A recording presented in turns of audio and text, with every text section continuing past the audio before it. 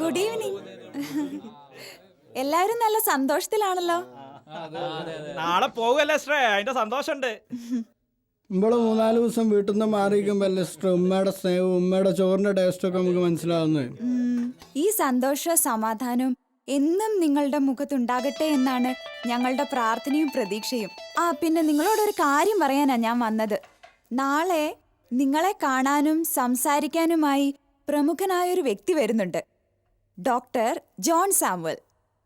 എല്ലാവരും റെഡിയായി നാളെ രാവിലെ 9 മണിക്ക് ഹാളിൽ കാണണം കേട്ടോ.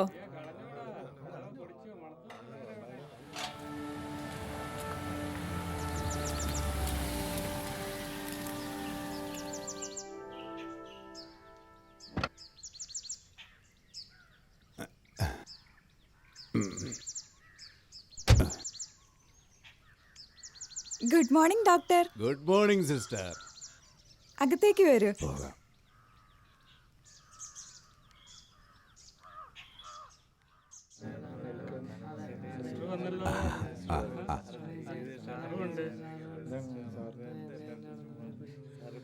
Good morning. ഇരിക്കിരിക്കെ. നമുക്ക് ഇരിക്കാം. സ്നേഹബഹുമാനപ്പെട്ട ഡോക്ടർ ജോൺ സാമുവൽ, പ്രിയ സുഹൃത്തുക്കളെ, നിങ്ങളൊക്കെ വളരെ ലക്കിയാണ് കേട്ടോ. ഡോക്ടർ ജോൺ സാമുവലിനെ നിങ്ങളോട് സംസാരിക്കുവാനായി ലഭിച്ചത് വലിയ ഭാഗ്യമാണ്. അദ്ദേഹം കോട്ടയം മെഡിക്കൽ കോളേജിലെ റിട്ടയർഡ് പ്രൊഫസറാണ്. ലോക പ്രശസ്തനായ ഒരു ന്യൂറോ സർജനാണ്. ഒരു വാക്കിൽ അദ്ദേഹത്തെ ഞാൻ പരിചയപ്പെടുത്തുവാൻ ആഗ്രഹിക്കുന്നു. അദ്ദേഹം നല്ലൊരു മനുഷ്യസ്നേഹിയാണ്. ഒത്തിരി സ്നേഹത്തോടെ അദ്ദേഹത്തെ സ്വാന്തനയിലേക്ക് ഞങ്ങൾ സ്വാഗതം ചെയ്യുന്നു.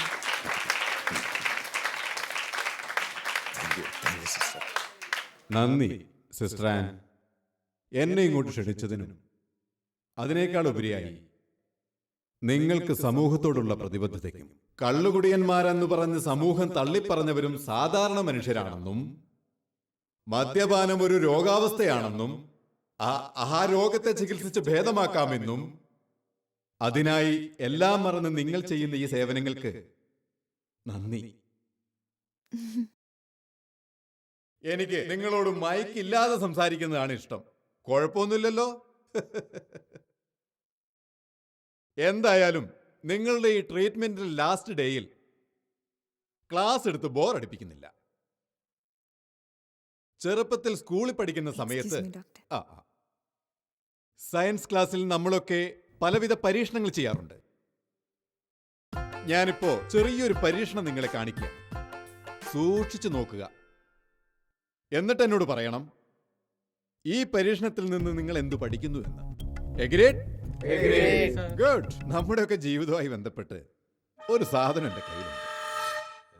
അതെന്താണെന്ന് പറയാമോ? Any guess?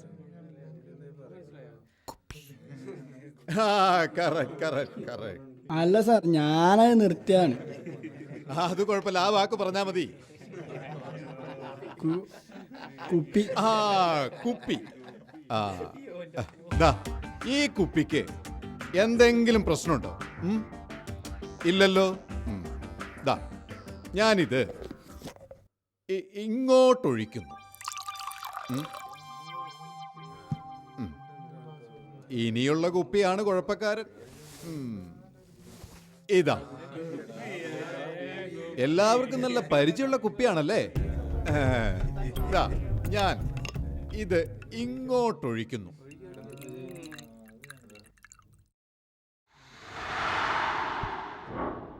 ആ ഒന്നാമത്തെ നിരയിലിരിക്കുന്ന ചുമപ്പ് ഷർട്ടുകാരന്റെ പേരെന്താ? ഭാസ്കരൻ. ഭാസ്കരന്റെ കൊതി ഇതുവരെ തീർന്നിട്ടില്ല അല്ലേ? കൊതി തീർന്നിട്ട് ഇവിടുന്ന് പോയാ മതി.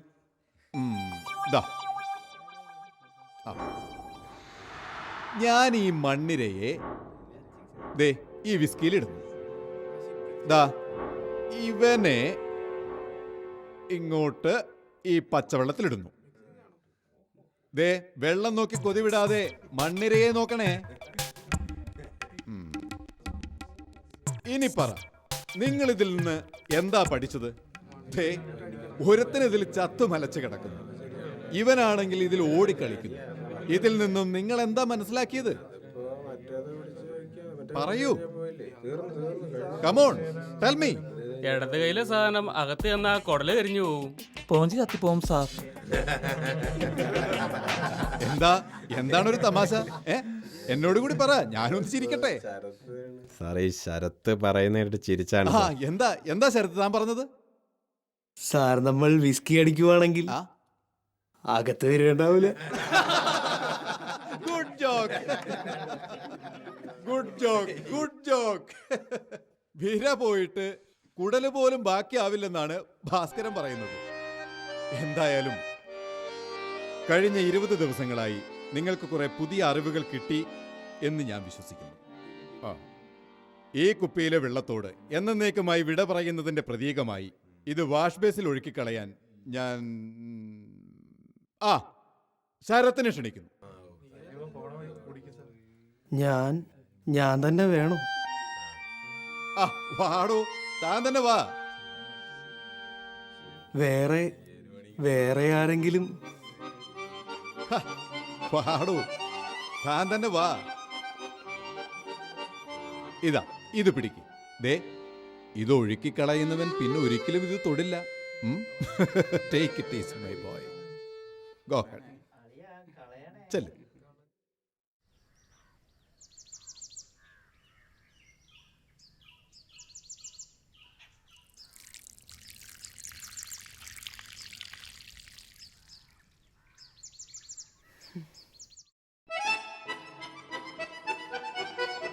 Very good, very good. Well done my boy, I appreciate you. അപ്പോ നമുക്കെല്ലാവർക്കും കൈയടിച്ച് പരസ്പരം പ്രോത്സാഹിപ്പിക്കാം. മദ്യത്തോട് എന്നേക്കുമായി വിട പറയാം. മദ്യം ഉപേക്ഷിക്കാൻ തയ്യാറായവർ എല്ലാവരും ഒന്ന് കൈയടിച്ചേ.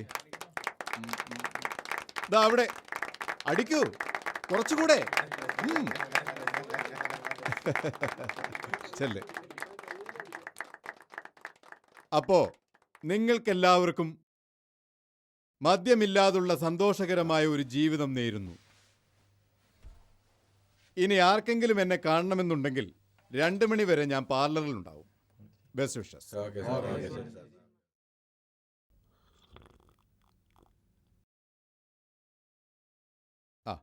ശരത്, പ്ലീസ് ഇരിക്കൂ. ഒരു മിനിറ്റ്, ഞാൻ ഈ ഫോൺ ഒന്ന് അറ്റൻഡ് ചെയ്തോട്ടെ. റോസി, ഞാൻ 2 മണിക്ക് ഇവിടെ നിന്ന് ഇറങ്ങും. 4 മണിക്ക് ചായക്ക് ഞാൻ വീട്ടിലുണ്ടാവും. ബൈ കേട്ടോ. എന്നെ കാണാൻ ഒരാൾ വന്നിട്ടുണ്ട്. Take care Rosy. പറയൂ ശരത്, ട്രീറ്റ്മെന്റ് ഒക്കെ എങ്ങനെ പോകുന്നു? നന്നായിരുന്നു സാർ. പക്ഷേ പറഞ്ഞോളൂ. ഞാൻ ഡിസ്ചാർജ് ആയാൽ ആ പഴയ സാഹചര്യങ്ങളിലേക്ക് അവിടെ പിടിച്ചു നിൽക്കാൻ സാധിക്കുമോ എന്നൊരു പേടി. എൻ്റെ വിവാഹം കഴിഞ്ഞിട്ട് 6 വർഷമായി സാർ. പക്ഷേ എനിക്ക് മക്കളില്ല. അവൾ എൻ്റെ ഭാര്യ. അവൾക്കൊരിക്കലും അമ്മയാവാൻ സാധിക്കില്ലെന്നാണ് ഡോക്ടർമാർ പറഞ്ഞത്. മനസ്സമാധാനത്തിനായിട്ടാ അപ്പനാവാൻ സാധിക്കില്ലെന്ന വേദന മറക്കാൻ. പക്ഷേ ഈ ജീവിതം കുറച്ചു നേരമൊന്നും അല്ലല്ലോ ശരത്. ബൈ ദ വേ, ശരത്തിന്റെ വീട്ടിൽ എന്ത് വണ്ടിയാണുള്ളത്? കാറോ ബൈക്കോ? കാറാണ് സാർ.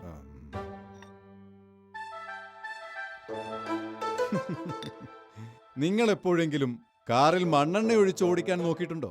അയ്യോ സാർ, കഷ്ടപ്പെട്ട് വില കൊടുത്ത് മേടിച്ച കാറല്ലേ. എത്ര വില കൊടുത്ത് മേടിച്ച കാറാണ്? 5 ലക്ഷത്തിന് മുകളിൽ വില കൊടുത്തു. ആട്ടെ, മണ്ണെണ്ണ ഒഴിച്ചാൽ എന്തു പറ്റും? അതിന്റെ എഞ്ചിന്റെ പണി തീരും സാർ. അതായത് 5 ലക്ഷം കൊടുത്തു മേടിച്ച കാറിൽ ഒരിക്കലും മണ്ണെണ്ണയോ പച്ചവെള്ളമോ ഒന്നും ഒഴിക്കില്ല. കാരണം അതിന്റെ എഞ്ചിൻ അടിച്ചു പോകും. കാറിന്റെ എഞ്ചിന്റെ കാര്യത്തിൽ എന്ത് ശ്രദ്ധയല്ലേ? സ്വന്തം എഞ്ചിനെ കുറിച്ച് ചിന്തിക്കാറുണ്ടോ? ഈ എഞ്ചിന് 5 ലക്ഷം രൂപയുള്ള കാറിനേക്കാളും വിലയില്ലേ? എന്നിട്ടെന്തേ ഈ എഞ്ചിന്റെ അകത്തേക്ക് വിഷമൊഴുക്കി വിടുന്നു? പക്ഷെ സാർ, ഒരച്ഛനാകാൻ കഴിയാത്തതിന്റെ വേദന സാറിന് മനസ്സിലാവില്ല. ശരിയാണ്. പക്ഷേ ഞാനൊന്ന് ചോദിച്ചോട്ടെ ശരത്, എന്തിനാണ് ഒരാൾ വിവാഹം കഴിക്കുന്നത്? മക്കളെ ഉണ്ടാക്കാനാണോ? ദൈവം മക്കളെ തന്നാൽ കൈനീട്ടി സ്വീകരിക്കുക. ഞാൻ മനസ്സിലാക്കിയിടത്തോളം വിവാഹ ജീവിതത്തിന്റെ സന്തോഷം മക്കളെ കേന്ദ്രീകരിച്ചല്ല. അത് ഭാര്യയും ഭർത്താവും തമ്മിലുള്ള സ്നേഹബന്ധത്തിലാണ്. അത് സ്ട്രോങ് ആണോ? ബാക്കിയൊന്നും ഒരു പ്രശ്നമല്ല. ഉപദേശിക്കാൻ എത്ര എളുപ്പമല്ലേ സാർ? ശരത്, എന്റെ വിവാഹം കഴിഞ്ഞിട്ട് 38 വർഷമായി.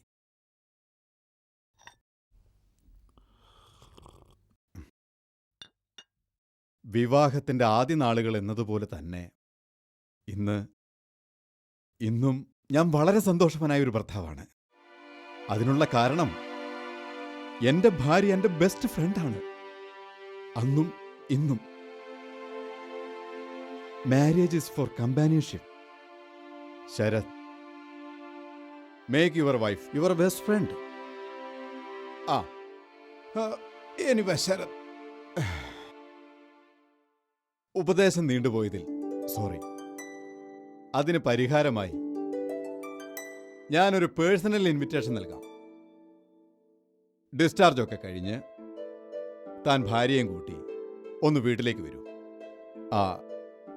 ദാ എന്റെ കാർഡ്. Welcome home.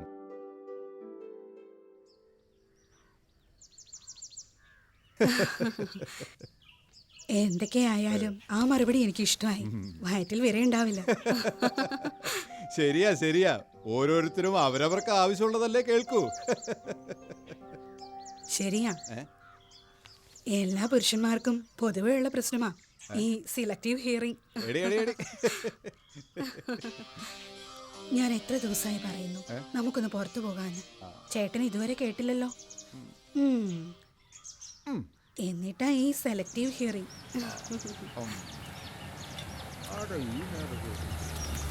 ആരാത്?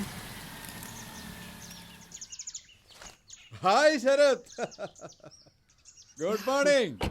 Good morning sir. Welcome home. വീട് കണ്ടുപിടിക്കാൻ ബുദ്ധിമുട്ടൊന്നും ഉണ്ടായില്ലല്ലോ? ഇല്ല സാർ, സാറിന്റെ ഡയറക്ഷൻ വളരെ കറക്റ്റ് ആയിരുന്നു. സാർ, ഇതെന്റെ ഭാര്യ ഹേമ. Hi, welcome. റോസി, ഇതാണ് ഞാൻ പറഞ്ഞ ശരത്. ഓക്കേ. ഇത് എന്റെ ഭാര്യ റോസി. ഇത് അദ്ദേഹത്തിന്റെ ഭാര്യ, എന്താ പേര്? ഹേമ. നിങ്ങൾ സംസാരിച്ചിരിക്കും, ഞാനിപ്പോ വരാം. നിങ്ങൾ ഇതിനു മുമ്പ് ഈ വഴിക്ക് വന്നിട്ടുണ്ടോ? ഒരിക്കൽ ഒരു ഓഫീസ് ആവശ്യത്തിനായിട്ട് ഇതിനെ പോയിട്ടുണ്ട്. എങ്കിൽ ഇനി നമുക്ക് അകത്തിരുന്ന് സംസാരിക്കാം. കുട്ടി ഒന്ന് പിടിച്ച് ആന്റിയെ.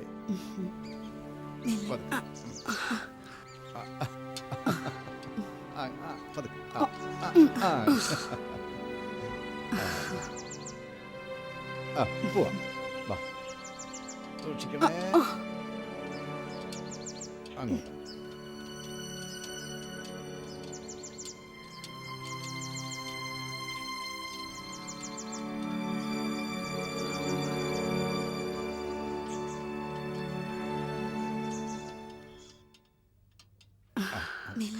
മോളെ പതുക്കെ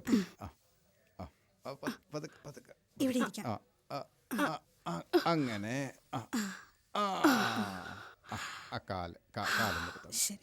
ചാരി ഇരുന്നോളൂ.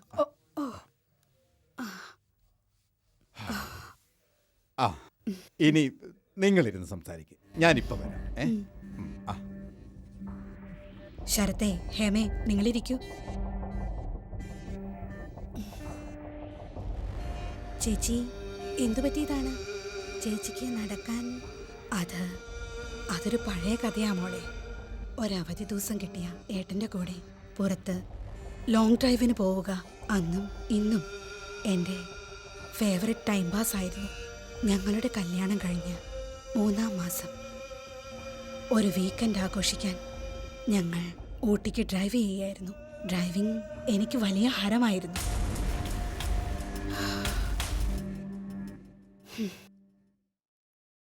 ഇനിയൊരിക്കലും എനിക്കത് സാധിക്കില്ലെന്ന് മാത്രം. ഒരു നിമിഷത്തെ അശ്രദ്ധയോ കൈപ്പിഴവോ എന്തോ എതിരെ വന്ന ട്രക്കുമായി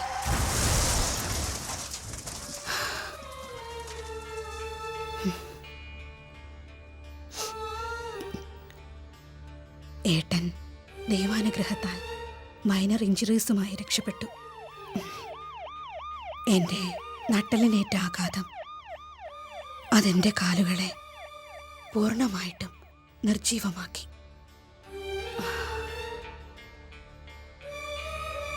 വിവാഹം കഴിഞ്ഞ് 3 മാസമേ ഞാൻ എൻ്റെ സ്വന്തം കാലിൽ നടന്നിട്ടുള്ളൂ.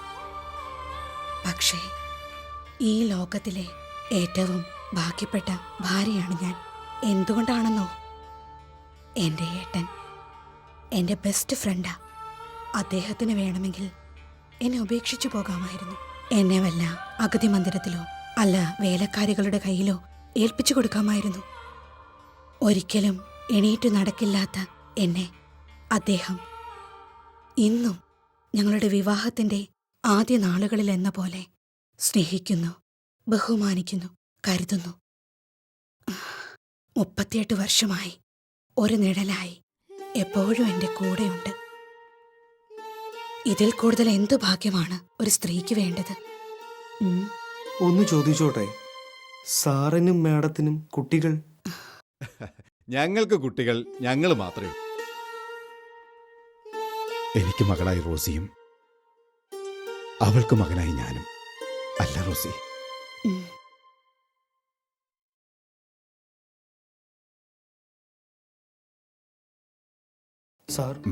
സാർ ഒരു വലിയ മനുഷ്യനാണ്. സാറിന്റെ കണ്ണു തുറപ്പിച്ചു. Relax my boy, relax.